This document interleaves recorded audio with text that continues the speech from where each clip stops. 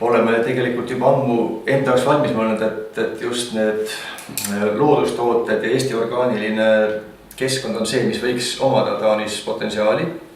Ja kui me nüüd oleme jõudnud nagu tegudeni sõnadelt, siis meil on väga hea meel, et me saame midagi reaalselt tegema hakata.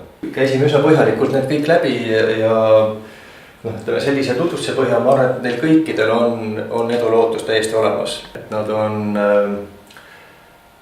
suhteliselt rikast hulk, siin on kõik olemas, kõigil on omad konkurendid, Eestit väga hästi ei teata, ehk meil nagu Eesti bränd või imidž väga palju ei toeta meie tooteid. See on see, millega saatkond igapäevaselt töötab, meil on veel kõvasti tööd teha. Oleks hea veel rohkem fokusseerida ja tähelepanu pöörata ka Organic Estonia kontseptsioonile, mis annaks ka meie majandusele ja jätkusuutlikele ettevõtlusele ehk hoogu juurde.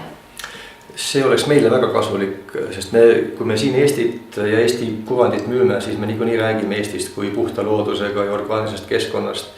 Et kui meil on seal abiks mingi organisatsioon või kuvand või selline tööriist, mida me saame kasutada, siis see oleks meile väga suureks abiks. Et ma arvan, see Organic Estonia koduleht, kaardid, tooted, tegevused, meie tööd teeks see palju lihtsamaks.